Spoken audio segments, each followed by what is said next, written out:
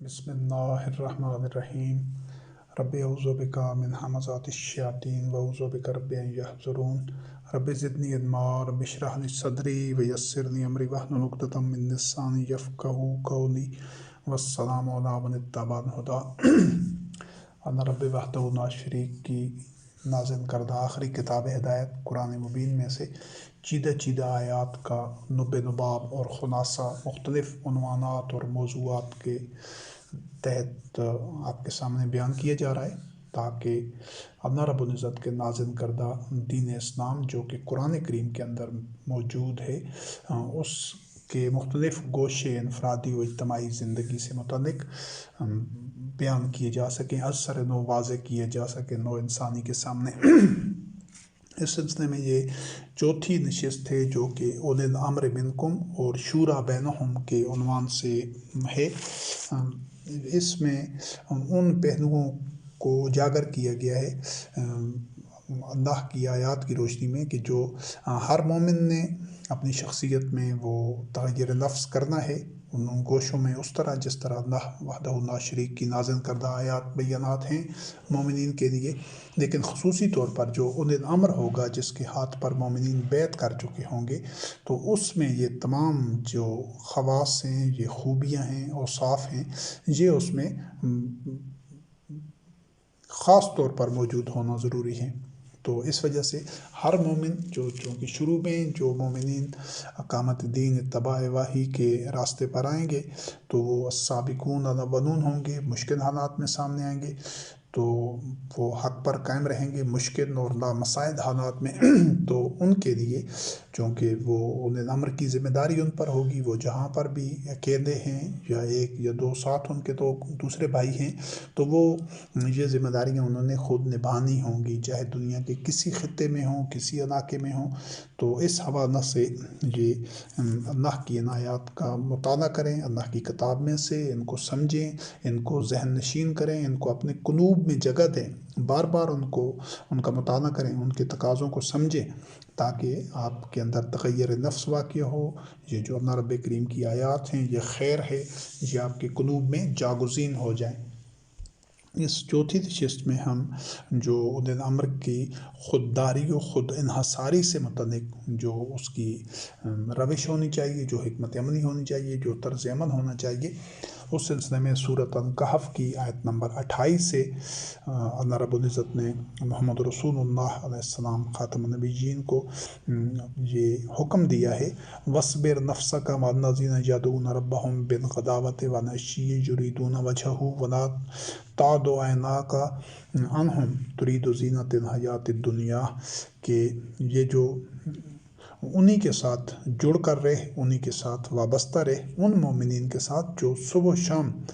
اپنے رب کو پکارتے ہیں، یعنی وہ اللہ رب کریم کی وحی کا اتباع کرنے والے ہیں اور ہر وقت اللہ رب العزت کے احکامات کی پاسداری میں لگے رہتے ہیں صبح و شام سب اوقات میں۔ تو ان کے ساتھ جڑ کر رہنا ہے، ان کو اپنے آپ سے اور اپنے آپ کو ان سے علیحدہ نہیں کرنا، کیونکہ اسی کے ذریعے ہی ان کا تزکیہ نفس ہوگا، ان کو کتاب و حکمت کی تعلیم دی جائے گی اور ان کی کردار سازی ہوگی۔ تو اس حوالے سے وہ جو محمد رسول اللہ علیہ السلام خاتم النبیین کا جو اٹھنا بیٹھنا اوڑھنا بچھونا سارے معاملات تھے وہ انہی مومنین کے ساتھ تھے۔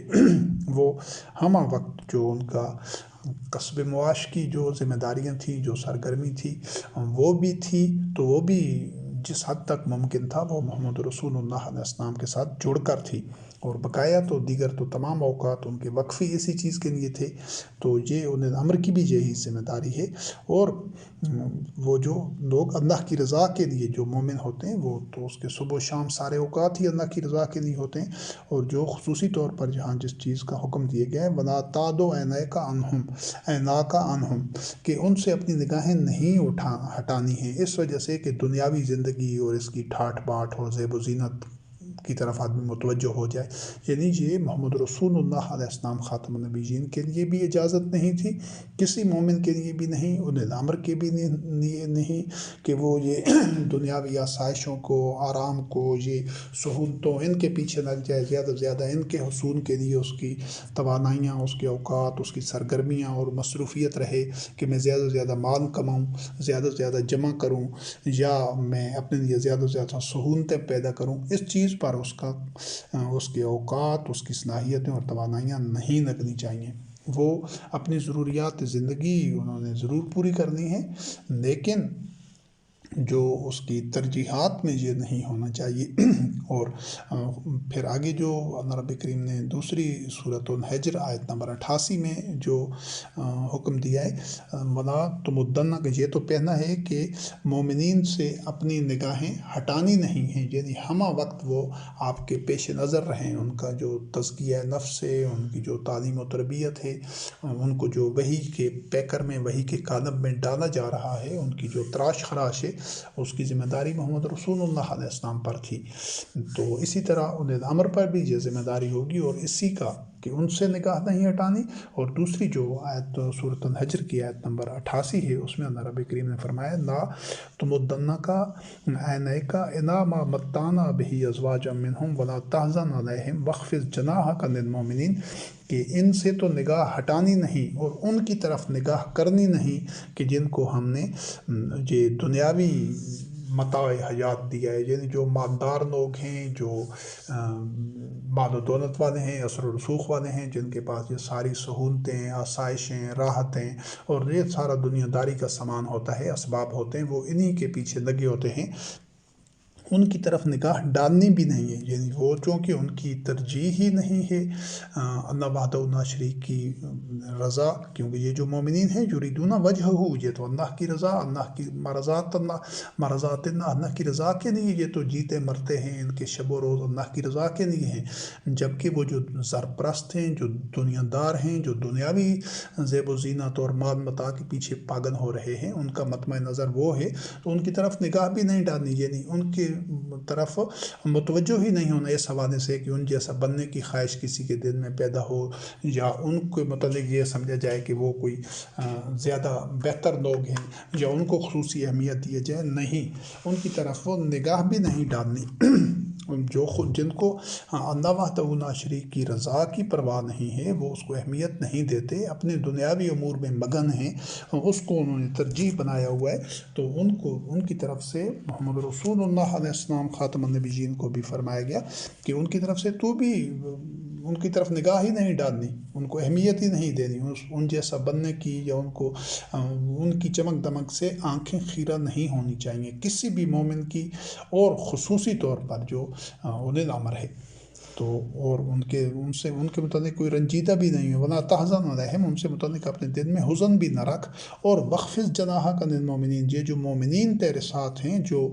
اللہ کی دین کے لیے، اللہ کی نصرت کے لیے ہر قربانی دے رہے ہیں اور ہر حد تک جانے کے لیے تیار ہیں، ان کی اولین ترجیح اللہ رب العزت کی رضا ہے، تو ان کے لیے اپنے کندھے جھکا کر رکھ. یعنی ان کے ساتھ جڑ کر رہنا، ان کے ساتھ شفقت اور محبت سے رہنا، اور ان کو اپنے آپ سے دور نہ کرنا اور اپنے آپ کو ان سے دور نہ کرنا.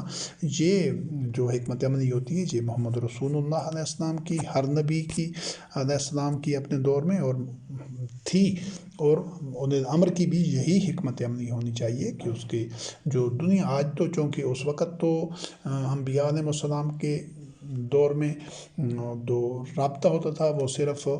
جسمانی طور پر ممکن تھا، یعنی طبی طور پر وہ کوئی کہیں بھی رہتا، وہ جب چل کر آتا محمد رسول اللہ علیہ السلام کے پاس تو تبھی رابطہ ممکن ہوتا تھا، تبھی وہ ان کی آپس میں جو اکٹھا ہونا ممکن ہوتا تھا.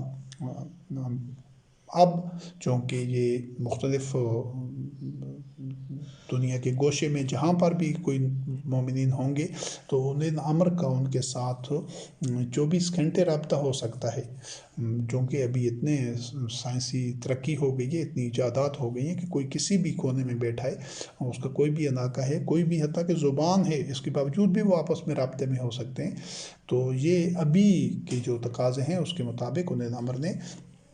پوری دنیا میں کہیں پر بھی مومن ہوں گے تو سب کے ساتھ جڑ کر رہنا ہوگا اور سب کو اپنے ساتھ چلانا ہوگا اور ان کا تزکیہ نفس کرنا ہوگا۔ یہ آج کے جدید دور میں ان آیات پر عمل کرنے کی جو صورت ہوگی وہ یہی بنے گی کہ اس نے جہاں پر بھی ہے یہ مختلف جو سوشل میڈیا پلیٹ فارمز ہیں ان کے ذریعے انہوں نے جڑ کر رہنا ہوگا اور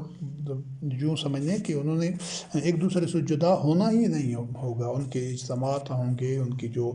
مختلف فورمز پر مختلف اوقات میں آپس میں نشستیں ہوں گی، ان کا تبادلہ خیال ہوگا، مشاورت ہوگا اور ایک پالیسی جو جاری ہوگی مشاورت کے بعد اللہ کی آیات کی بنیاد پر انہیں نمبر کی طرف سے یہ شب و روز وہ آپس میں جڑے ہوئے ہوں گے۔ ان کا جو ذمہ داری ہوگی، جو ان کا اپنا دائرہ کار ہوگا، انہوں نے اپنی بنیادی ضروریات پوری کرنی ہیں، اکتساب رزق بھرپور محنت سے کرنا ہے، لیکن ان کے اوقات ضائع نہیں ہو رہے ہوں گے فضولیات میں، لغویات میں، لہو و لعب میں، کھیل تماشے میں، یہ فلمیں، ڈرامے اور یہ غیر ضروری جو سماجی تقریبات ہیں، اس طرح کی کسی بھی جو وقت کا ضیاع ہے اور جو باطل محفلیں ہیں ان سے مومنین کا کچھ نسبت نہیں ہوتی۔ اس نے اپنی ذمہ داریاں پوری کرنی ہوتی ہیں جو اس کے اوپر آئینی زندگی میں جو اس کے اوپر ذمہ داریاں ہیں، اور پھر تزکیہ نفس کرنا ہوتا ہے۔ سارا وقت اللہ کی جو وحی ہے اس کے سمجھنے میں، اس کو اپنے اوپر اس کا اعتناق کرنے کے لیے یہی اس کی ترجیح ہوتی ہے، یہی اس کا اٹھنا بیٹھنا سونا جاگنا، ہر وقت اس کا قلب اسی طرف متوجہ ہوتا ہے۔ تو یہ آج کے دور میں اس چیز کی یہ عملی صورت ہوگی اور اولاد امر کو اس چیز کو یقینی بنانا ہوگا۔ پھر آگے سورۃ طٰہٰ آیت نمبر 131 میں اللہ رب کریم نے فرمایا کہ ان کی طرف یہ اسی حکم کو دوبارہ دہرایا گیا ہے، وَلَا تَمُدَّنَّ عَيْنَيْكَ إِلَىٰ مَا مَتَّعْنَا بِهِ أَزْوَاجًا مِّنْهُمْ زَهْرَ الْحَيَاةِ الدُّنْيَا لِنَفْتِنَهُمْ فِيهِ وَرِزْقُ رَبِّكَ خَيْرٌ وَأَبْقَىٰ، کہ ہم نے جن کو دنیاوی یہ چمک دمک اور یہ زینت کی چیزیں اور ٹھاٹ پاٹ جنہیں دے رکھی ہے ان کی طرف آنکھ اٹھا کر بھی نہیں دیکھنا، یعنی ان کی طرف سے بالکل لاپرواہی اختیار کرنی ہے۔ جب ان کو اللہ وحدہ لا شریک کے دین کی پرواہ اور طلب اور وہ ان کی اولین ترجیح نہیں ہے، ان کو طلب اور پرواہ نہیں ہے، تو ان کے پیچھے جانے کی یا ان کے بار بار کوئی ایسا اصرار کرنے کی یا یہ خواہش کرنے کی وہ دین پر آ جائیں یا کوئی معاشی طور پر اس سے کچھ مومنین کو فائدہ ہو سکتا ہے، اس چیز کا کوئی تصور نہیں ہے۔ سب خزانے اللہ وحدہ لا شریک کے لیے ہیں اور وہی ان کا مالک ہے۔ جب اس کی مشیت ہوگی، جب اس کے قانون کے مطابق مومنین کے لیے وہ اپنا فضل، اپنی رحمت اور نصرت و تائید نازل کرتا ہے تو سارے معاملات اس کے حکم کے مطابق ہوتے ہیں۔ تو یہ معاشرے میں جو اثر و رسوخ والے ہیں، جو امراء ہیں، جو رؤساء ہیں، سرمایہ دار ہیں، مترفین ہیں،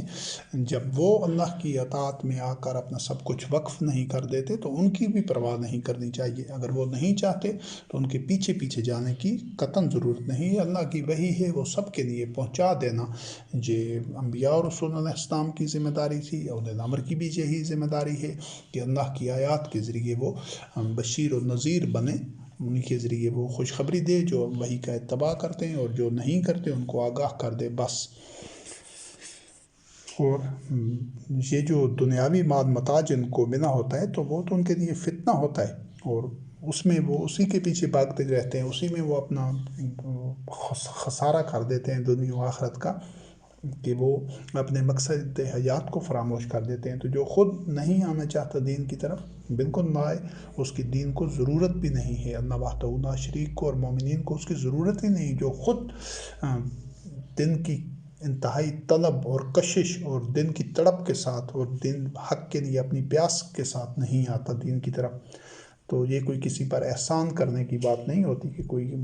مالدار لوگ یہ کہیں کہ ہم نے اس دین قبول کیا ہے اور ہم نے اللہ کی نصرت و تائید کے لیے فی سبیل اللہ، اللہ کو قرض دینے کے لیے اپنے مال دولت خرچ کیے۔ ایسے مال دولت کی دین کو اور اللہ کو اور مومنین کو ضرورت ہی نہیں ہوتی جو احسان جتلا کر یا جو منت سماجت کے بدلے میں دی جائے۔ صرف اللہ وحدہ لا شریک کو ان مومنین کا مال دولت سب کچھ قابل قبول ہوتا ہے جو سب کچھ پیش کر دیں نہایت خشیت کے ساتھ، نہایت عجز و انکساری کے ساتھ، اور پھر بھی یہ دن میں ان کے اندیشہ اور کھٹکا لگا رہے کہ ہم سے کوئی کوتاہی نہ ہو گئی ہو، ہم سے کوئی کوتاہی نہ ہو جائے، اس حد تک ان میں عجز اور خشیت اور انکساری ہونی چاہیے کہ وہ اپنی جان بھی قربان کر دیں، تو پھر بھی ان کے ذہن میں یہ اندیشہ ہو جان قربان کرنے سے پہلے کہ ایسا نہ ہو کہ ہم سے کہیں کوتاہی ہو گئی ہو، اپنا سب کچھ مال دولت حاضر کر دیں، ہر طرح کی اذیتیں تکلیفیں ابتلا برداشت کریں، پھر بھی نفسیات اس کی یہ رہیں کہ اللہ رب کریم ہمیں کسی کوتاہی سے بچائے، ایسا نہ ہو کہ ہم سے کوئی کوتاہی ہو رہی ہو، کوئی لغزش ہو رہی ہو۔ اس نفسیات کے حامل لوگوں سے اللہ وحدہ لا شریک ان کا مال و دولت بھی قبول کرتا ہے، ان کا تزکیہ نفس بھی ہوتا ہے، اور وہ اللہ کی رضا سے ہم آہنگ بھی ہوتے ہیں۔ آخری سانس تک انہی نفسیات کا حامل ہونا ہوتا ہے مومنین کو، اور اللہ رب کریم نے فرمایا ورزق رب کا خیر و ابقا، تیرا رب کا جو رزق ہے تو رزق کے پیچھے مومن کبھی بھی پاگل نہیں ہوتا ہے، کہ کیوں کہ وہ اپنی محنت بھرپور کرتا ہے، لیکن اس کو سر پر سوار نہیں کرتا کہ یہ متاع حیات محنت کرتا ہے، اور رب العزت اس کے اسباب پیدا کرتا ہے اور وہ کماتا ہے، لیکن وہ اس کی اولین ترجیح کبھی نہیں ہو سکتی، نہ اس کی دنیاوی زندگی، نہ اس کا جان اپنی، نہ مال، نہ کوئی عزیز و اقارب، وہ اس کی ثانوی ترجیحات ہوتی ہیں۔ اولین ترجیح مرضات اللہ، وجہ اللہ، اللہ کی رضا اور اللہ کی اطاعت اور دین، اس کی جو اولین ترجیح ہے وہ ہوتا ہے۔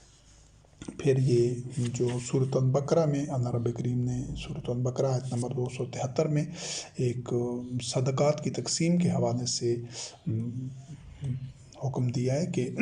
یہ صدقات للفقراء الذین احصروا فی سبیل اللہ لا یستطیعون ضربا فی الارض یحسبهم الجاہل اغنیاء من التعفف تعرفهم بسیماہم لا یسألون الناس الحافا، کہ یہ صدقات ان فقراء کے لیے ہے۔ صدقات پہلے اس کی وضاحت ہو چکی ہے کہ صدقہ اس عمل کو یا اس رقم کو کہتے ہیں جو اللہ کے راستے میں فی سبیل اللہ ضرورت سے جو زائد ہوتی ہے وہ پیش کر دی جاتی ہے، حاضر کر دی جاتی ہے، کہ چونکہ مومن اللہ کے ساتھ پہلے عہد کرتا ہے مومن ہونے سے پہلے کہ وہ اپنا جان اور مال اللہ کو بیچ دیتا ہے جنت کے عوض، تو پھر اس کو سچ ثابت کرنے یعنی کہ میرا جو عہد ہے وہ میں اس پر کاربند ہوں اور میں نے سچا عہد کیا ہے، وہ سب کچھ پیش کر دیتا ہے، جو مال دولت تھوڑا ہے، بہت ہے، زیادہ ہے، جتنا بھی ہے وہ پیش کر دیتا ہے۔ یہ جو عمل ہے یہ اس کا صدقہ ہے کہ اس نے اپنے وہ سودے کو سچ کر دیا ہے، اپنے قول کو اپنے فعل کے ذریعے سچ ثابت کر دکھا ہے، یہ صدقہ ہے وہ مال دولت۔ اب اس مال دولت کو کسی کے پاس جتنا بھی ہے وہ جو تقسیم کرنا ہوتا ہے، ان میں جن کے پاس وہ ان کی ضرورت سے کم ہوتے ہیں وسائل، وہ کسی وجہ سے کمانے کے قابل نہیں ہوتے، تو ان میں تاکہ ان کی ضروریات ادھوری نہ رہیں، پوری ہوتی رہیں، تو اس مال کو صدقہ کہتے ہیں۔ اس کی تقسیم کے حوالے سے یہ صدقہ یہ نہیں ہے کہ کروڑوں اربوں روپیہ سمیٹ کر اس میں آٹے میں سے نمک برابر دے دیا جائے اور یہ فقیروں مسکینوں کو یا سوالیوں کو اور یہ سمجھا جائے کہ ہم نے صدقہ کر دیا ہے، یا کوئی مصیبت یا تکلیف آ جائے تو کوئی اس سے چھٹکارا حاصل کرنے کے لیے، اس سے وہ بھاگنے اور بچاؤ کے لیے کوئی بکرا ذبح کر دیا یا کسی غریب مسکین کو کھانا کھلا دیا تو یہ صدقہ ہو گیا۔ نہیں، صدقہ ہوتا ہے اپنے دعوے کو سچ ثابت کرنا، یہ کسی مخصوص وقت کا یا مخصوص کسی آفت مصیبت کی صورت میں یا اس طرح کا عمل نہیں ہے، یا محض بہت بڑی رقم میں سے معمولی سا دینے کا نام نہیں ہے۔ صدقہ ہے کہ اس نظام کے سامنے اللہ وحدہ لا شریک کی اطاعت کرتے ہوئے سب کچھ حاضر کر دیا جائے، جو بھی مال ہے، جو بھی سب کچھ ہے، اثاثہ جات ہیں،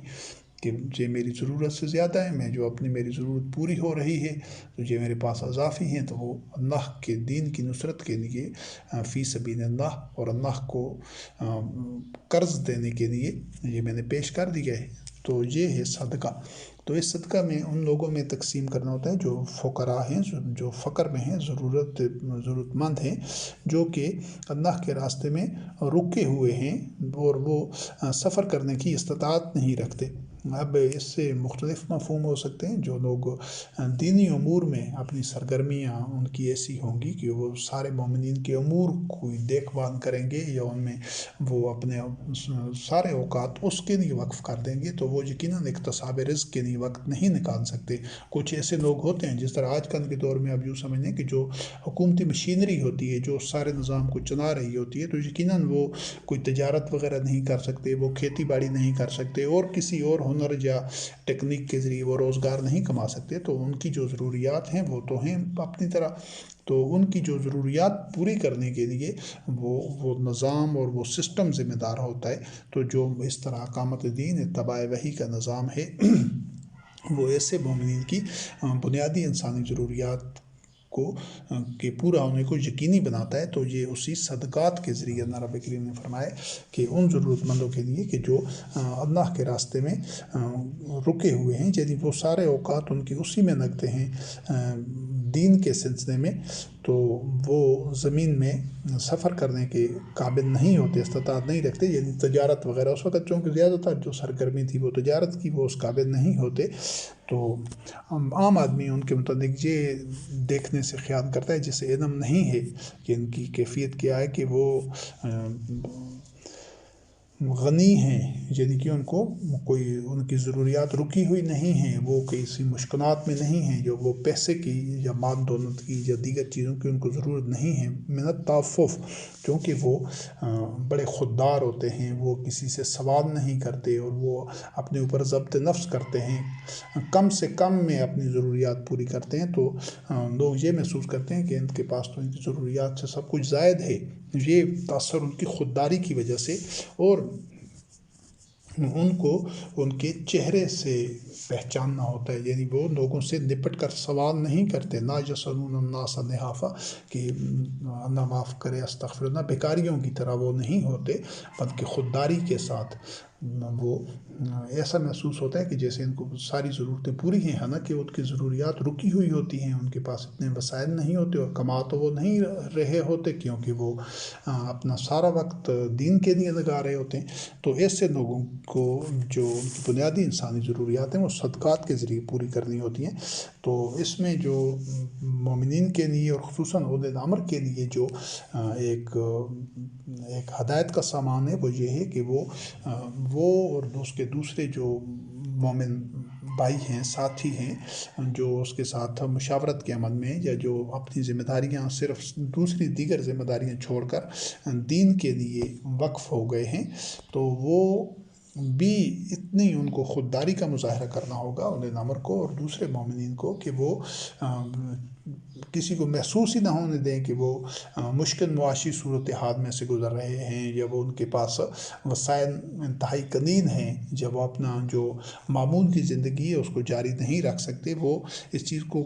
حتی الامکان کوشش کریں گے کہ اس کا اظہار ہی نہ ہو، اور وہ ضبط نفس سے کام لیں، یعنی ایسا نہ ہو کہ وہ اپنی جو بنی ترجیحی ذمہ داریاں ہیں اللہ کی نازل کردہ وحی کی بنا پر معاشرہ قائم کرنے کی، وہ ان ذمہ داریوں کو پس پشت ڈال دیں یا سیکنڈ پریورٹی پر رکھ دیں، بنی ترجیح پر نہ رکھیں اور روزگار کے پیچھے بھاگنے لگ جائیں۔ نہیں، وہ اپنی جو اس کی ذمہ داریاں ہیں، جو رول وہ پلے کر رہے ہیں، وہ ثابت قدمی سے، صبر و استقامت سے پوری طرح وہ کردار ادا کرتے رہیں گے، اور بے شک لوگ ایسا محسوس کریں گے کہ ان کو تو کوئی مالی مسئلہ ہی نہیں، یعنی وہ اتنی دن جمعی سے اور اتنے اطمینان سے وہ اللہ کے دین کی نصرت کے لیے سرگرم عمل ہوں گے۔ تو یہ مومنین کی ذمہ داری بنتی ہے کہ وہ ان کی بنیادی ضروریات کی تکمیل کو یقینی بنائیں۔ اور جہاں تک یہ اب اگلا جو ذہنی موضوع ہے وہ عزم و استقامت سے متعلق ہے، سورۃ الکہف کی آیت نمبر 60 میں اللہ رب کریم نے یہ موسیٰ کلیم اللہ علیہ السلام اور آپ کے ساتھ جو ایک اور شخص تھا، ان کے جو سفر کا تذکرہ ہے قرآن کریم میں، وہاں موسیٰ کلیم اللہ علیہ السلام کا ایک عزم اللہ رب العزت نے بیان کیا ان کے عزم سے متعلق، کہ جب کہا تھا موسیٰ کلیم اللہ علیہ السلام نے کہ لا ابرح حتی ابلغ مجمع البحرین او امضی حقبہ، کہ وہ جس سفر پر، جس مشن پر نکلے تھے، تو اس نے کہا تھا کہ میں چلتا ہی رہوں گا جب تک کہ میں دو دریاؤں کے ملنے کے مقام پر نہ پہنچ جاؤں، او امضی حقبہ، یعنی ہمیشہ ہی میں اس مہم کو جاری رکھوں گا، یعنی کہ اس کا جو ویژن تھا، جو اس کی موسیٰ کلیم اللہ علیہ السلام کی استقامت تھی، جو اس میں ایک اثبات اور ثابت قدمی تھی، کہ اس نے پیچھے نہیں ہٹنا تھا اس چیز کو، مشکلات کی وجہ سے اپنے سفر کو، یا اس میں کسی ذات راہ کی وجہ سے، یا کسی بھی وجہ سے اس ارادے سے پیچھے نہیں ہٹنا تھا۔ بالکل یہی چیز ہے کہ مومن جب اللہ وحدہ لا شریک کی نازل کردہ وحی کے اتباع کے لیے ایک حکمت عملی طے کر لیتے ہیں، جس طرح قرآن کریم میں محمد رسول اللہ علیہ السلام خاتم النبیین سے متعلق ہے کہ جب مشورہ کرنے تو پھر عزم کرنے مشورے کے بعد کہ اللہ کی وحی کے اتباع کے لیے یہ اقدام ہے، یہ طریقہ کار ہے، یہ حکمت ناہ عمل ہے، تو پھر فتوکل علی اللہ، پھر اللہ پر توکل کرنی ہوتی ہے، پھر اس میں جس طرح کے بھی حالات درپیش ہوں پیچھے نہیں ہٹنا ہوتا ہے، اس سے دستبردار نہیں ہونا ہوتا ہے، ہر حد تک جانا ہوتا ہے تاکہ وہ اللہ رب کریم اس مقصد میں کامیاب کر دے۔ اس وقت تک جد و جہد جاری رکھنی ہوتی ہے، اور یہی کام موسیٰ کلیم اللہ علیہ السلام نے کیا کہ وہ جب ان کا عزم اتنا مصمم تھا کہ اسے کوئی ہٹا نہیں سکتا تھا، تو پھر اللہ رب کریم نے ان کو اس منزل تک پہنچا دیا جہاں دو دریا مل رہے تھے۔ پھر سورۃ التوبہ کی آیت ہے 43 نمبر، جس میں محمد رسول اللہ علیہ السلام خاتم النبیین نے اس سے متعلق اللہ رب کریم نے ایک وضاحت بیان کی ہے۔ افاللہ عنک لما اذنت لہم حتی یتبین انک الذین صدقوا وتعلم الکاذبین۔ یہ پہلے بھی اس کا حوالہ آ چکا ہے کہ جب بھی کوئی مشکل وقت ہوتا، مشکل گھڑی ہوتی ہے ابتلا کی، آزمائش کی، اور کھرے اور کھوٹے کے نکھرنے کی، تو منافقین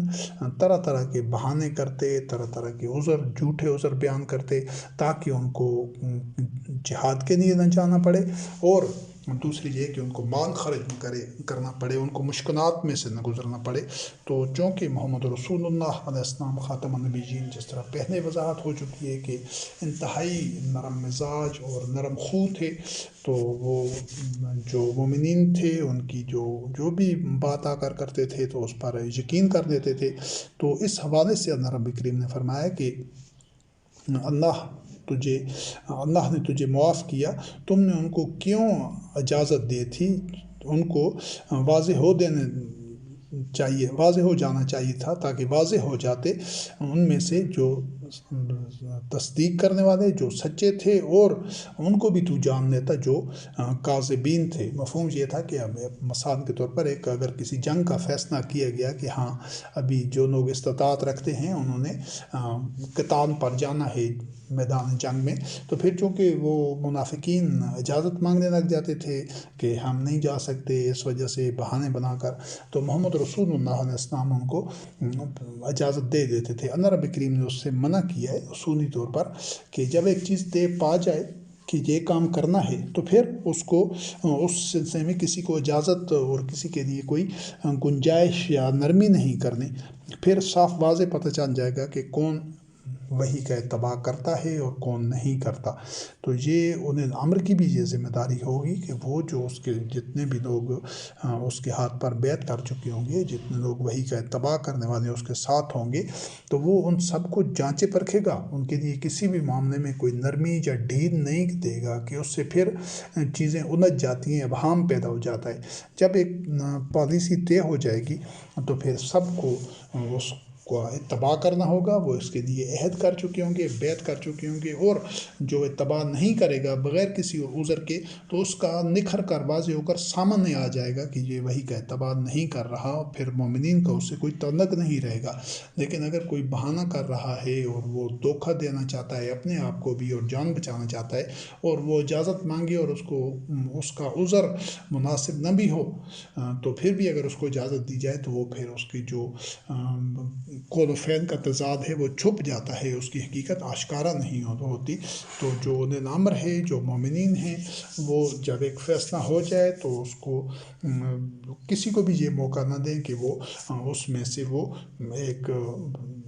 ایسے چور راستے سے وہ نکل جائے کہ وہ اس میں سے اس کی حقیقت آشکارا نہ ہو، بلکہ یہ جو فیصلہ ہو جاتا ہے پھر اس کے اوپر جو جان بوجھ کر نہیں آنا چاہتے، جو ایک اس میں ڈھیلا ڈھالا رویہ اختیار کرتے ہیں، تو ان کو مومنین کی صفوں میں سے نکال دیا جائے، کیونکہ جو ثابت ہو جائے گا کہ یہ کاذبین میں سے ہے، تو پھر اس کے بعد اس کو مومنوں کی صف میں رکھا نہیں جا سکتا. لیکن اگر اس کو وہ اجازت مانگے اور جھوٹا موٹا عذر بیان کر کے اور اس کو اجازت دی جائے تو پھر اس کی جو بدباطنی ہے، جو اس کے اندر کا شر ہے، وہ سامنے نہیں آئے گا بلکہ چھپ جائے گا اور وہ اس سے کا فائدہ اٹھا لے گا. تو اولین امر کی یہ بھی ذمہ داری ہے کہ مومنین کی صفوں میں اگر وہ دیکھے کہ کوئی بھی بندہ اس معیار سے، اس سٹینڈر سے، اس نبی کریم کی میزان اور کسوٹی سے پر پورا نہیں اتر رہا، وہ کھوٹا ثابت ہو رہا ہے، تو وہ فوری طور پر اس کو مومنین میں سے الگ کر دے تاکہ وہ صاف پتہ چل جائے کہ کون وہی کا اتباع کرتا ہے اور کون نہیں کرتا. اور یہ مستقل عمل ہے، یہ ہمیشہ اسی طرح چلتا رہے گا. سورۃ التوبہ کی آیت نمبر 43 سے یہ جو اس میں ہدایت رب کریم کی طرف سے دی گئی ہے، جو اس میں سے تمام مومنین کو اور خصوصاً اولین امر کو اس چیز کو مد نظر رکھنا ہوگا کہ کسی ایسے معاملے میں جہاں پر جس کے کوئی ایسا کام، کوئی ایسا جو سٹیپ پہ اقدام ہے جس کی وجہ سے چیزیں مبہم ہوں اور اس میں ایک واضح طور پر چیزیں ڈیفائن نہ ہو جائیں، ان کی شناخت نہ ہو جائے کھرے اور کھوٹے کی، تو ایسے اقدام سے گریز کرنا ہوگا تاکہ جس نے جو ساتھ نہیں چلنا، جو کھوٹا ہے، وہ جتنے جلد الگ ہو جائے اتنا زیادہ بہتر ہوتا ہے. اور جو کھرا ہے، جو معیار پر اپنے آپ کو رکھتا ہے، اللہ وحدہ لا شریک کے نازل کردہ وحی کے معیار پر ہر حد تک جانا چاہتا ہے، تو وہ نکھر کر الگ ہو جائے. تو یہ گو کہ یہ ایک مشکل مرحلہ ہوتا ہے مختلف تحریکوں میں، تنظیموں میں، جماعتوں میں، کہ وہاں پر جو جماعت کا سربراہ ہوتا ہے یا جو ٹیم لیڈر ہوتا ہے وہ اس چیز کو دیکھتا ہے کہ لوگوں زیادہ سے زیادہ لوگ ساتھ چلیں، وہ ایک الگ معاملہ ہے. لیکن اگر کہیں ایسی وجہ سے کہ جہاں کسی سے اس طرح صرف نظر کیا جائے کہ وہ غلط لوگ بھی جو کہ اس منزل کے راہی نہیں ہیں وہ بھی ان میں شامل رہتے ہیں، تو ان کو جتنا جلد ہو ان کا الگ ہو جانا بہتر ہے تاکہ سچے اور جھوٹے الگ ہو جائیں. اور یہ حقیقت ہے کہ جب طیب اور خبیث الگ ہوتے ہیں تب ہی وہ فیصلہ کن اقدام ہوتا ہے، تب ہی وہ دو ٹوک انداز میں فیصلہ ہو جاتا ہے. اس کے بعد اولین امر کے متعلق اور دیگر تمام مومنین میں جو ڈر اور بے خوف ہونا ہے، اس کے لیے سورۃ طٰہٰ آیت نمبر 72 میں اللہ وحدہ لا شریک نے ان مومنین کے حوالے سے جو تذکرہ موجود ہے کتاب اللہ میں، نَنُّصِرَكَ عَلَىٰ مَا جَاءَنَا مِنَ الْبَيِّنَاتِ وَالَّذِي فَطَرَنَا فَاقْضِ مَا أَنتَ قَاضٍ إِنَّمَا تَقْضِي هَٰذِهِ الْحَیَاةِ الدُّنْیَا، کہ جو جن کو فرعون موسیٰ کلیم اللہ علیہ السلام کے مقابلے میں لے کر آیا تھا تاکہ وہ اپنے جو موقف ہے فرعون کے فرعونیت کے دفاع کے سلسلے میں، جو فرعون کے موقف کو اور اس کی جو حکمرانی ہے اس کو جائز ثابت کرنے کے لیے جو وہ مختلف قسم کے خطیب اور جو لوگ ایسے جادو بیان، جو ساحر جن کے لیے جو ہوتا جھوٹ ہے لیکن ان کی وہ جو صلاحیت ہوتی ہے وہ لوگوں کو متاثر کرنے کی، اور جس طرح وہ جس انداز سے لوگوں کو کنونس کرتے ہیں، اس حوالے سے فرعون ایسے بندوں کا انتخاب کر کے لے آیا تھا تاکہ جو موسیٰ کلیم اللہ علیہ السلام کا جو پیغام ہے، جو دعوت ہے، جو بنی اسرائیل کی نجات اور فلاح اور بہتری، ان کی جو بہتری کے لیے جو اور ان کو اس عذاب سے نکالنے کے لیے جو پیغام موسیٰ کلیم اللہ علیہ السلام وحی کی بنیاد پر لے کر آئے ہیں وحی کی صورت میں، تو اس کا توڑ کیا جا سکے اور لوگوں پر یہ ثابت کیا جا سکے کہ معاذ اللہ موسیٰ کلیم اللہ علیہ السلام کا جو دعویٰ ہے رسالت کا، یہ رسول نہیں ہے اور یہ پیغام اللہ رب کریم کی طرف سے نہیں ہے. تو اس کے لیے اس نے جو ایسے لوگ تھے جو فن خطابت میں ماہر تھے، مقررین ہو گئے، یا وہ جو ایک مناظرے کسی کیفیت میں مناظرہ کرنے والے، ایسے لوگوں کو بلایا. اور ادھر موسیٰ کلیم اللہ علیہ السلام اور ہارون علیہ السلام تھے. تو وہ لوگ جس وقت آئے تو وہ فرعون کے اپنے بلانے پر، اس کے اپنے چنے ہوئے تھے، جو سسٹم تھا فرعونیت کا اس کے تحت وہ بندے، انہوں نے آ کر موسیٰ کلیم اللہ علیہ السلام کے موقف کے خلاف موقف دینا تھا. انہوں نے اپنا ایک نریٹیو اور اپنا بیانیہ اور فرعونیت کے دفاع کے لیے اور اس کو جسٹیفائی کرنے کے لیے تو انہوں نے اپنا جو سٹیٹمنٹس تھی، جو موقف تھا، وہ لوگوں کے سامنے رکھا۔ تو جس وقت موسیٰ کلیم اللہ علیہ السلام نے جو وحی پر مبنی موقف تھا، جو ان کا بنی اسرائیل کی نجات کے لیے جو اللہ رب العزت کی طرف سے جو حکم تھا کہ ان کو فرعون کے اس عذاب سے نکالا جائے، تو وہ ان کے فرعون کے ظلم کو جو بیان کرنا تھا اور وہ جو عذاب میں اس نے مبتلا کر رکھا تھا، جو فرعون کے جرائم تھے، اس حوالے سے جب موسیٰ کلیم اللہ علیہ السلام نے اپنا موقف ان کے سامنے رکھا، تو وہ جو پہلے ساحرین تھے انہوں نے موسیٰ کلیم اللہ علیہ السلام کی حقانیت کو دیکھ کر انہوں نے اپنا جو سابقہ ان کا موقف تھا وہ آن کی آن میں اس موقف سے دستبردار ہو گئے، اور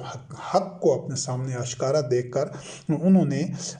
موسیٰ کلیم اللہ علیہ السلام کی دعوت پر ایمان لانے کا اعلان کر دیا۔ یہ جو پورے قرآن کریم میں ان مومنین کا واقعہ ہے، اور یہ اللہ وحدہ لا شریک کی بارگاہ میں اس درجہ ان کا ایمان اور ان کا وہ فوری طور پر حق کو دیکھ کر ہر قسم کے خوف سے آزاد ہو کر فرعون کی فرعونیت کو ٹھکراتے ہوئے، اس کو رد کرتے ہوئے، وہ جو انہوں نے موسیٰ کلیم اللہ علیہ السلام کا ساتھ دیا، ان پر ایمان لانے کا اعلان کیا، تو یہ یوں سمجھیں کہ یہ فرعونیت کے منہ پر انہوں نے ایک تمانچہ مارا کہ جو اتنی جرت کا متقاضی تھا کہ جس کا ہم تصور ہی نہیں کر سکتے۔ اور اسی وجہ سے اللہ وحدہ لا شریک نے، وہ اتنا کریم رب ہے کہ وہ یہ لمحوں کا فیصلہ تھا، یہ کوئی سالوں کی جدوجہد یا تزکیہ نفس کی بات نہیں تھی، یا تعلیم کتاب و حکمت کی بات نہیں تھی، یہ لمحوں کا فیصلہ تھا، لیکن وہ اس قدر قدر اقدام تھا ان کا، اور اتنا جرت اور بہادری اور بے باکی اور ایمان کے اور یقین کے اس درجے تک وہ پہنچ گئے، آن کی آن میں، دیکھتے ہی دیکھتے، تھوڑے سے وقت میں، کچھ ساعتوں میں، کہ وہ فرعون جیسے جو رب بنا ہوا تھا، الہ بنا ہوا تھا، اور جو معبود بنا ہوا تھا، اور سارے بنی اسرائیل اس کے خوف میں مبتلا تھے، تو اس سارے سسٹم کو انہوں نے پائے حقارت سے ٹھکرا دیا اور اس کو رد کر دیا، اس کو کہا کہ نہیں، ہم اللہ وحدہ لا شریک پر ایمان لائے ہیں۔ تو یہ اس کو اللہ رب کریم نے جن الفاظ میں بیان کیا، یہ ہو گیا۔ اور اللہ رب العزت تو وہ کریم رب ہے کہ اس نے پھر قیامت تک آنے والے انسانوں کے لیے ان کا امن، جو چند تھوڑے سے وقت کا، چند ساعتوں کے دوران جو ان میں تغیر نفس واقع ہوا، اس کو قیامت تک آنے والے انسانوں کے لیے محفوظ کر دیا اپنی کتاب قرآن مبین میں، وحی کے اندر۔ تو آج بھی جو ایسے لوگ ہوں گے انشاءاللہ العزیز، جب اللہ وحدہ لا شریک کی آیات ان کے سامنے آئیں گی تو ان میں اسی طرح تغیر نفس واقع ہوگا، لیکن ایسے لوگ بہت کم ہوتے ہیں۔ تو اللہ رب العزت تو اتنا شاکر علیم ہے، اتنا شکور ہے، اتنا قدردان ہے کہ وہ کسی انسان کے کسی بھی عمل کو، مثقال ذرۃ، رائی کے دانے برابر بھی کوئی عمل ہوتا ہے تو وہ اس کو ضائع نہیں کرتا، اس کا چاہے وہ عمل اچھا ہو چاہے برا ہو۔ تو یہ تو پہاڑوں جتنا بڑا ان کا عمل تھا، اور مختصر وقت کے اندر وہ وحدہ لا شریک رب تو ایسا رب ہے کہ ان آنسوؤں کا بھی قرآن کریم میں تذکرہ کر دیا ہے، اور ان کے ان آنسوؤں کو، جو پانی کی چند بوندیں تھیں، ان کو قیامت تک وحی کے اندر محفوظ کر دیا ہے کہ جو محمد رسول اللہ علیہ السلام خاتم النبیین کے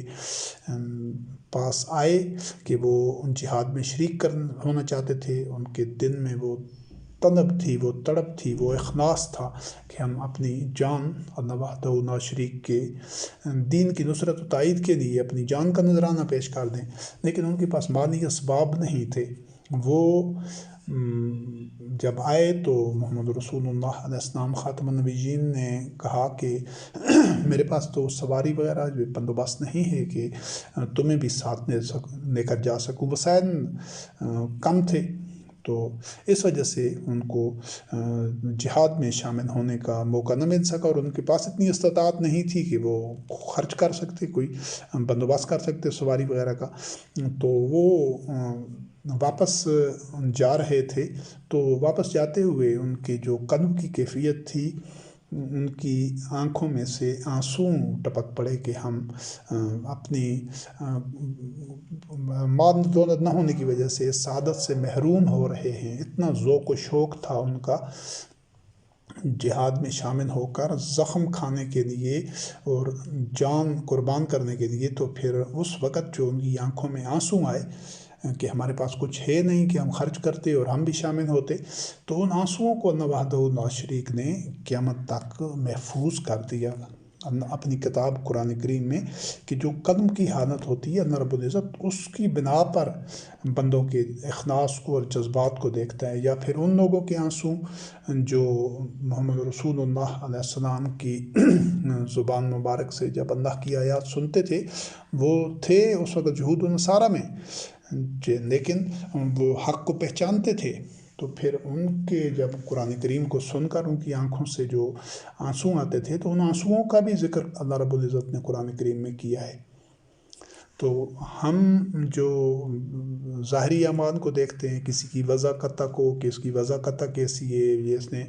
یہ تسبیح پڑھ رہا ہے، بڑا لباس اسلامی اس کا پہنا ہوا ہے جس کو اسلامی کہا جاتا ہے، وضع قطع داڑھی رکھی ہوئی ہے، ویسے بڑا دیندار بنا ہوا ہے، یہ بڑے ذکر اذکار کرتا ہے، یہ بڑا نماز کا پابند ہے، حج عمرہ کے لیے جاتا ہے، بڑا اپنے طہارت پاکیزگی کا خیال کرتا ہے، بڑا پابندی وقت میں ہے،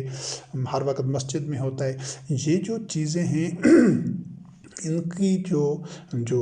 دین کے شعائر ہیں، ان کی اپنی ایک اہمیت ہے، اور یہ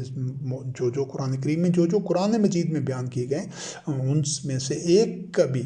اس سے اعراض یا انکار کوئی بھی مومن نہیں کر سکتا، لیکن صرف وہ جو اللہ کی کتاب میں ہے، یہ سب اپنی جگہ۔ لیکن دیکھنا یہ ہوتا ہے کہ ان جو شعائر ہیں دین کے، ان کے بعد ان کا محسن کیا ہے۔ ایک آدمی ہے وہ نماز بڑی پابندی سے پڑھتا ہے، پانچوں وقت اذان دیتا ہے، ذکر اذکار کرتا ہے، تسبیح اس کے ہاتھ میں ہے، اور روزوں کا بڑا پابند ہے، اور کوئی گناہ نہیں کرتا، کوئی ایسا جرم نہیں کرتا، سچ بولتا ہے، لیکن وہ اتنا سخت دل ہے، اتنا پتھر دل ہے، قاسیۃ القلوب ہے کہ اس کے اندر کسی کے لیے احساس ہی نہیں ہے، اس کے اندر تکبر اتنا ہے، تو پھر وہ اس کی جو اس طرح کی یہ جو دوسری عبادات اور نیکیاں ہیں، وہ اس کو جو اللہ وحدہ لا شریک کی میزان میں، کہ مومن تو ایسا ہونا چاہیے کہ وہ اللہ کے ہر حکم کی پاسداری کرے، ہر حکم کی پاسداری کرے، تو مومن تو جو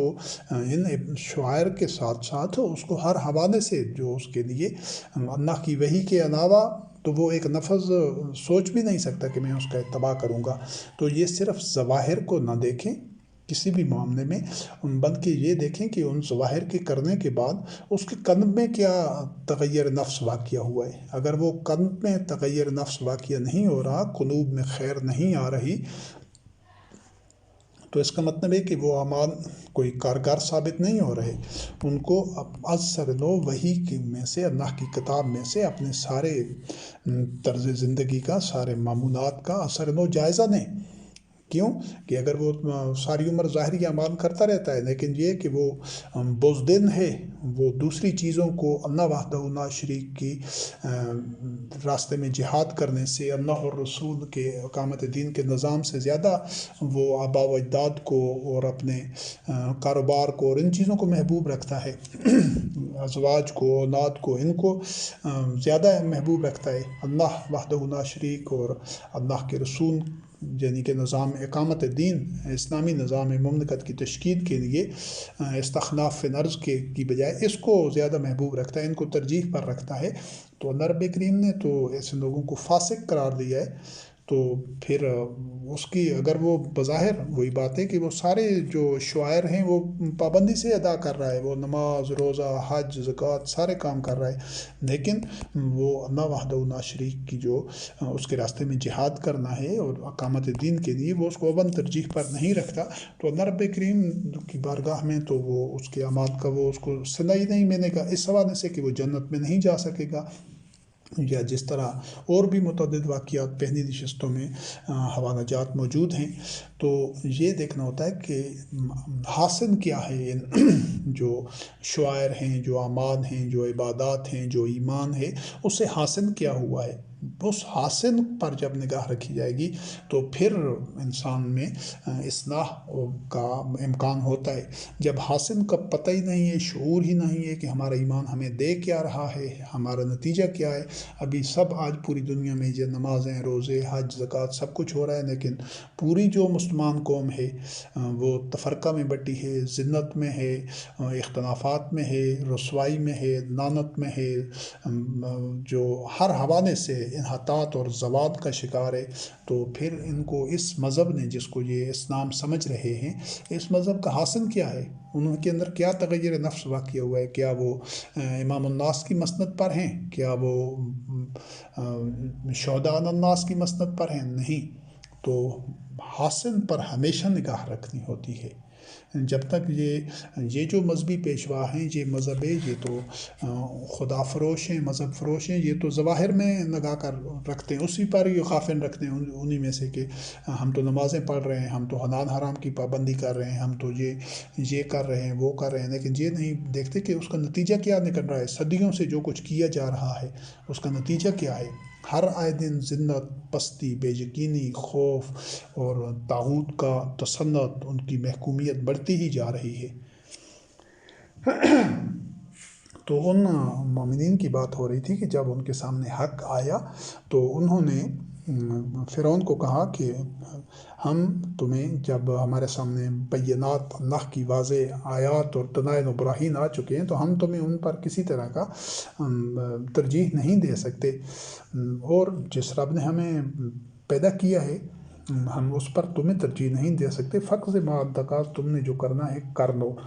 تم زیادہ سے زیادہ دنیاوی زندگی تک ہی کچھ کر سکتے ہو۔ یعنی ہمیں اس نے دھمکی دی تھی کہ میں تمہیں سودی چڑھا دوں گا، تمہارے ہاتھ پاؤں مخالف سمت سے کٹوا دوں گا، تمہیں قید کرا دوں گا، جو وہ گیدڑ ببکیاں ان کی ہوتی ہیں فرعونوں کی۔ تو وہ اسی طرح، چونکہ وہ اپنے تکبر میں تھا اور طاقت کے نشے میں تھا، تو اس نے تو اپنا روب داب اور قائم رکھنے کے لیے، دبدبہ قائم رکھنے کے لیے کہہ دیا، لیکن وہ سچائی کی، تزکیہ نفس کی، صدق اور اخلاص کی اس منزل تک پہنچ چکے تھے کہ ان کو پرواہ ہی نہیں تھی۔ وہ پوری مادی زندگی اور سب کچھ اس کے متعلقات ایک لمحے کے لیے بھی ان سے چمٹنا نہیں چاہتے تھے، وہ ان کے پاؤں کی زنجیر نہیں بن رہے تھے۔ اسی وجہ سے انہوں نے کہہ دیا کہ فقض ما انتقاص، تم نے جو کرنا ہے کر لو، اور زیادہ سے زیادہ کیا کر سکتے ہو اس دنیا سے متعلق ہی، یعنی ہمیں مار سکتے ہو، قید کرا سکتے ہو، اس سے زیادہ کچھ بھی نہیں کر سکتے ہو۔ ان کو، ان کے تغیر نفس میں وہ اس درجے پر وہ پہنچ چکے تھے، ان کا اس حد تک تزکیہ نفس ہو گیا اور گھڑیوں میں ہو گیا۔ پھر اس کے علاوہ جو اس نڈار اور بے خوف ہونا ہے، تو یہ تو سورۃ صافات آیت نمبر 93 میں جو ہمارے دادا ابراہیم خلیل اللہ علیہ السلام تھے، جنہوں نے کہا کہ فراغا، جن کے متعلق کہا گیا فراغا علیہم ضربم بن یمین، وہ دانے ہاتھ سے پے در پے وار کر رہے تھے بتوں کے اوپر۔ تو یہ ان میں اگر خوف ہوتا تو وہ کبھی یہ اقدام نہیں اٹھا سکتے تھے۔ پورے معاشرے کی مخالفت کرنا، اور جو نسلوں سے، جو ایک عرصہ سے وہ تاریکیوں، جہالتوں اور اندھیروں میں رہنے والے معاشرہ، جو کہ ہر جو حق کا پیغام اور حق کی دعوت لے کر آتا ہے، تو اس کو تو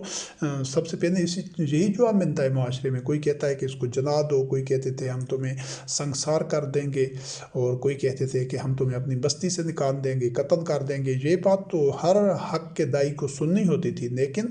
وہ اس حد تک نہ ڈر، اس حد تک جب حق کا، جب بھی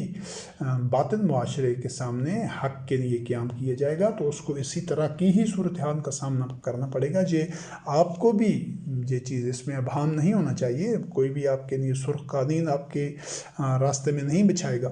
یہ انہی راستوں سے، انہی مرحلوں میں سے گزر کر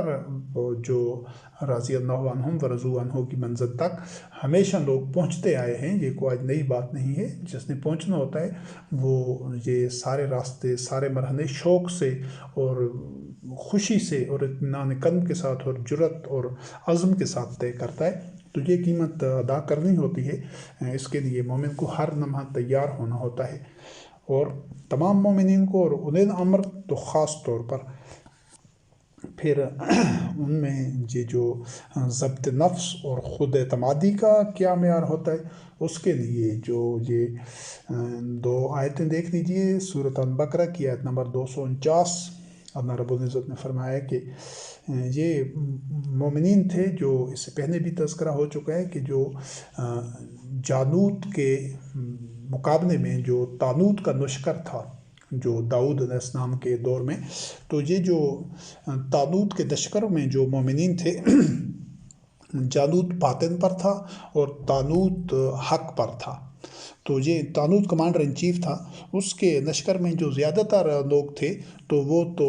بوگس آدمی تھے، وہ ان میں ضبط نفس نہیں تھا، ان میں وہ صداقت نہیں تھی، اکثریت وہ مطلب ہے کہ کاہن اور وہ ان کے اس حد تک تزکیہ نفس نہیں ہو چکا تھا۔ لیکن کچھ تھوڑے سے ایسے لوگ بھی تھے جو ایک حد درجہ ان کا تزکیہ نفس ہو چکا تھا، ان کا ایمان، ان کا اخلاص، ان کا کردار وہ چٹان کی طرح تھا، ناقابل شکست تھا۔ یہ پھر پہلے وہ پورا واقعہ ہے، لیکن جب ان کا ایک مقابلہ ان مومنین کا جو تھوڑے سے تھے لیکن ان کا ایمان، عزم اور ان کا جو تزکیہ نفس تھا وہ اپنی عروج پر تھا، بلندیوں پر تھا، تو جب اپنے سے بہت بڑے لشکر کو انہوں نے دیکھا، جالوت کا لشکر بہت بڑا تھا افرادی قوت کے لحاظ سے یا ساز و سامان جنگ بھی یقیناً ان کے پاس اسی طرح ہی ہوگا، زیادہ بہتر ہوگا، تو انہوں نے اس لشکر کو دیکھتے ہی جو ان کے عزم کا اور جو خود اعتمادی کا جو درجہ تھا، انہوں نے کہا کم من فئۃ قلیلۃ غلبت فئۃ کثیرۃ باذن اللہ، کہ یہ پہلی دفعہ ان کو اتنا یقین تھا اپنی فتح کا، یہ کوئی پہلی دفعہ ایسا نہیں ہو رہا کہ اللہ رب کریم ہمیں فتح دے گا، بلکہ کم من فئۃ قلیلۃ، کتنی ہی ایسی جماعتیں تھیں اس سے پہلے جو تھوڑی ہوتی تھیں لیکن وہ بڑی جماعتوں کے اوپر غالب آتی تھی، باذن اللہ، اللہ کے اذن سے۔ یعنی اگر چھوٹی جماعت بڑی جماعت پر غالب آتی ہے، اللہ رب کریم اس کو فتح عطا کرتا ہے، نصرت و تائید عطا کرتا ہے چھوٹی جماعت کو، تو اس کی وجہ یہ ہوتی ہے کہ وہ اللہ کے اذن کے مطابق قیام کیے ہوتی ہے، اذن کے مطابق اس نے باطن کے مقابلے میں آئی ہوتی ہے۔ یہ اذن اللہ وحدہ لا شریک کا قانون ہے، اس کی مشیت ہے اور اس کا وہ معیار ہے جو اس نے متعین کیا ہے، جو اس معیار پر پورا اترا ہے، اور پورے قرآن کریم میں گاہے بگاہے اس کے معیار کا جو تذکرہ ہے، جو حوالہ جات ہیں، جو اس کے مختلف گوشے ہیں کہ مومن کے اندر اللہ وحدہ لا شریک کیا کیا تغیر نفس کس طرح کس شعبے میں دیکھنا چاہتا ہے، تو جو مومن ان سے جتنے ہم آہنگ ہوتے جائیں گے وہ اتنے اذن اللہ کے قریب ہوتے جائیں گے، اس کے تابع ہوتے جائیں گے، تو پھر ان کا بہت بڑے لشکروں کے اوپر غالب آنا کچھ بعید نہیں ہوتا، یقینی ہوتا ہے بلکہ، تو یہ اس کو لیکن محض جذبات نہیں ہوں بلکہ وہ ٹھوس اللہ وحدہ لا شریک کی آیات کی بنیاد کے اوپر اس میں تغیر نفس اور ان کا تزکیہ نفس ہو چکا ہو۔ آپ یہ کئی ایک جماعتیں دیکھتے ہیں، یہ خصوصاً جو اگر ماضی قریب میں دیکھا جائے تو پچھلے 1-2-3 صدیوں سے کئی ایک ایسی جماعتیں ہیں، تحریکیں ہیں جو اسلام کے نام پر ابھری سامنے آئیں، لیکن کچھ ہی عرصے کے بعد یہ دیکھتے ہیں کہ وہ کئی ایک مختلف دنیا کے خطوں میں جو اپنے آپ کو مسلمان کہتے ہیں تو وہ بری طرح پٹ گئیں۔ طاغوت نے ان کو اس طرح، جس طرح ایک ناکارہ اور گنے سڑے پھل ہوتے ہیں کہ وہ کمیٹی والے آتے ہیں ان کو ریڑھی سے اٹھا کر کچرا گھر میں پھینک دیتے ہیں کیونکہ وہ مضر صحت ان کو قرار دے کر، تو یہ ایسے بگونے کی طرح ایسے کئی تحریکیں آئیں، پھر 20-20 30-30 50-50 100 سال سے چل رہی ہیں، لیکن طاغوت کا بال بھی کا نہیں کر سکی۔ کبھی تو طاغوت ان کو بمباری کرا کے، کبھی ان کو کس طریقے سے ان کو کچل دیتا ہے، اور اگر ہیں بھی صحیح تو وہ بس علامتی طور پر ہیں۔ کئی تحریکیں جو اسلام کے نام پر چل رہی ہیں، کوئی دہشت گرد کی صورت میں ہو گیا، کسی نے بم دھماکے کیے، کسی نے اسنا کے زور پر اسلام نافذ کرنے کی کوشش کی، جو کچھ بھی کئی طریقوں سے، کئی مسلسل حالت جنگ میں ہیں 20-20 30-30 50-50 60-60 سال سے، تو لیکن اللہ وحدہ لا شریک کی نصرت کسی کے ساتھ بھی شامل حال نہیں ہوئی ہے۔ وجہ اس کی یہ ہے کہ یہ باذن اللہ ان کا قیام نہیں ہے۔ جب مقابلہ باذن اللہ ہو، یعنی جو بے شک تھوڑے ہوں لیکن وہ ہوں اللہ کے اذن کے مطابق، ان کی شخصیت کے جو تمام گوشے ہیں وہ وہی سے کلی طور پر قطعی طور پر ہم آہنگ ہوں، اور پھر جب وہ طاغوت کے اور باطن کے مقابلے میں آئیں گے تو پھر اللہ وحدہ لا شریک پر لازم ہوتا ہے ان کی نصرت کرنا، ان کو نجات دینا۔ تو یہ حوالہ ہو گیا کہ تمام مومنین کا اسی طرح یقین ہونا چاہیے جب وہ باطن کے مقابلے میں آئیں، اور اولی الامر کا تو خاص طور پر۔ یہ بار بار اس چیز کا اعادہ اس لیے کیا جا رہا ہے کہ اولی الامر جو ہوتا ہے وہ اصل میں تمام لوگوں کے لیے ایک حوصلہ افزائی کا ذریعہ ہوتا ہے۔ لوگ اس سے متاثر ہو رہے ہوتے ہیں، اور لوگ اس کو فالو کر رہے ہوتے ہیں، لوگ اس کے کردار کو دیکھ رہے ہوتے ہیں، اور لوگوں کو اس سے حوصلہ ملتا ہے کہ وہ پورے اعتماد کے ساتھ اور زیادہ اپنے اندر بہتری لے کر آتے ہیں۔ تو اس کی جو دوسری آیت ہے اس ضمن میں، وہ سورۃ طٰہٰ کی آیت نمبر 97 ہے۔ اللہ رب کریم نے یہاں پر یہ جو حوالہ ہے یہ موسیٰ کلیم اللہ علیہ السلام کے اسوہ حسنہ سے ہے۔ تو اس نے جس وقت وہ موسیٰ کلیم اللہ علیہ السلام جب طور پر گئے تھے اللہ وحدہ لا شریک سے وحی کے حصول کے سلسلے میں 30 دن کے لیے، اور 40 دن میں وہ جو وحی ان کے اوپر مکمل ہوئی 40 راتوں میں، تو اس دوران پھر ان کی غیر موجودگی میں ہارون علیہ السلام تو وہاں پر موجود تھے، لیکن سامری نے وہ بچڑا بنا کر بنی اسرائیل کو گمراہ کیا، دھوکہ دیا کہ یہ تمہارا الہ ہے، اور وہ اس کی سامری کے فریب میں آ گئے اور انہوں نے بچڑے کو الہ تسلیم کر دیا۔ تو جس وقت موسیٰ کلیم اللہ علیہ السلام واپس آئے تو انہوں نے اس سارے معاملے کی نوعیت اور شدت کو دیکھتے ہوئے اس بچڑے کو، ایک تو سامری کو بالکل اسی طرح ایک اسے سماجی بائیکاٹ کیا، سوشل بائیکاٹ کیا، اور اس کو مطلب ہے کہ اپنے کمیونٹی سے خارج کر دیا۔ اور دوسرا یہ ہے کہ اس کے جو بچڑا بنا ہوا تھا اس کو آگ لگا کر راکھ بنایا، اور پھر اس راکھ کو سمندر میں پھینک دیا۔ تو یہ جو ایک مشکل اقدام ہوتے ہیں، تمام مومنین کو اس کے لیے ذہنی طور پر تیار ہونا ہوتا ہے، لیکن جو یہ ٹھیک ہے کچھ وقت کے لیے ہی صحیح، لیکن وہ بنی اسرائیل کا معبود تھا، اور معبود کو جلا کر راکھ کرنا اور پھر اس راکھ کو دریا میں بہا دینا، تو یہ کوئی آسان کام نہیں تھا۔ یعنی ایسا نہیں تھا کہ اس کے لیے کوئی گنجائش چھوڑ دیتے، چلو یہ ان کا معبود ہے، اور ان کے کہہ دیا جاتا کہ اب اس کی پرستش نہ کرو، یہ تمہارا معبود نہیں، لیکن ٹھیک ہے اس کو اپنے پاس رکھو۔ یعنی اس سے ان کو جو ایک غیر متوقع انتہائی اقدام تھا بنی اسرائیل کے لیے، وہ ان کا خدا تھا، تو وہ ان کے خدا کو جلانا اور پھر اس کو راکھ بنا کر دریا میں بہانا، یہ ایک مضبوط اعصاب کے جو یہ فیصلے ہوتے ہیں، بڑے بظاہر جو عوام الناس کو یا لوگوں کی اکثریت کے لیے وہ بڑے کٹھن اور مشکل ہوتے ہیں ان کو ہضم کرنا، جو اس سطح تک پہنچنا۔ لیکن جو اولی الامر ہوتا ہے، جو لیڈ کر رہا ہوتا ہے، اس نے چیزوں کو، لوگوں کی خواہشوں کو نہیں دیکھنا ہوتا، اس نے یہ دیکھنا ہوتا ہے کہ حق کیا ہے، اور اس کی نگاہ جتنی دور اندیش اور جتنی باریک بینی تک جا رہی ہوتی ہے، وہ عوام الناس اس کو نہیں سمجھتے۔ تو ہر مومن کو جو دین کے معاملات ہیں، وحی کا اتباع ہے، اس کے تقاضے اور اس کے نتائج ہیں، اس کو اتنی باریکی تک دیکھنا چاہیے، اور اتنا اعصابی طور پر مضبوط ہونا چاہیے کہ کوئی بھی اگر وحی کے اتباع کا تقاضا ہے، کوئی بھی تقاضا ہو لوگوں کو، چاہے وہ کتنا بھی ناگوار گزرے، وہ کسی کی بھی پرواہ نہ کرے، لیکن اگر وہ وحی کے مطابق ہے، وہ اس کا عمل اور اس پر وہ عقل، فکر، شعور کے بعد اور مشاورت کر کے پھر اس نتیجے پر پہنچتا ہے اولی الامر کہ ہاں یہ اقدام ضروری ہے، ایسا کرنا ہے، تو پھر اس کو کسی قسم کی خوف نہیں ہونا چاہیے، وسوسے، تذبذب یا بے یقینی یا ابہام نہیں ہونا چاہیے کہ یہ ٹھیک ہے یا غلط ہے، نہیں، پھر اس کو پوری قوت کے ساتھ اور ایک ثابت قدمی کے ساتھ وہ اقدام کرنا ہوتا ہے۔ تو یہ اور ایسا بھی نہیں ہے کہ یہ کوئی جو عام مومنین کے لیے نہیں، عام مومنین کو خود اپنے آپ کو ایک تیار کرنا ہوتا ہے، لیکن انہیں امر نے عملی طور پر یہ ایسے اقدام، ایسے فیصلے آتے ہیں زندگی میں کہ جن کے لیے وہ اس نے لوگوں کی جو عمومی رائے ہے یا اس کے خلاف اس کو جانا ہوتا ہے. لوگوں کے لیے اس مرحلے پر شاید اس چیز کو سمجھنا ان کی اتنی وسعت نگاہ نہ ہو یا ان میں اتنی پختگی نہ ہو، لیکن انہیں امر کی یہ ذمہ داری ہے کہ وہ چیزوں کو ان کی جو حقیقی مقام ہے اس پر رکھے اور چیزیں. اور پھر جہاں تک ہی نہیں، پھر اللہ رب کریم نے جب موسیٰ کلیم اللہ علیہ السلام نے اس کو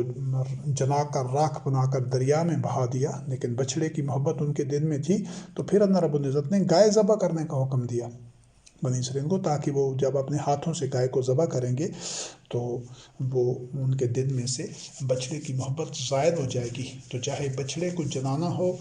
یا اس کی راکھ کو سمندر میں پھینکنا ہو، چاہے گائے ذبح کرانا ہو، تو جہاں پر جلانا ضروری ہے وہاں پر انہیں امر جلانے سے اس کو نہیں کوئی کسی قسم کی ہچکچاہٹ ہونی چاہیے، اور جہاں پر گائے ذبح کرانی ہے تو اس کو گائے ذبح کرنے میں کسی قسم کے تذبذب یا ہچکچاہٹ کا شکار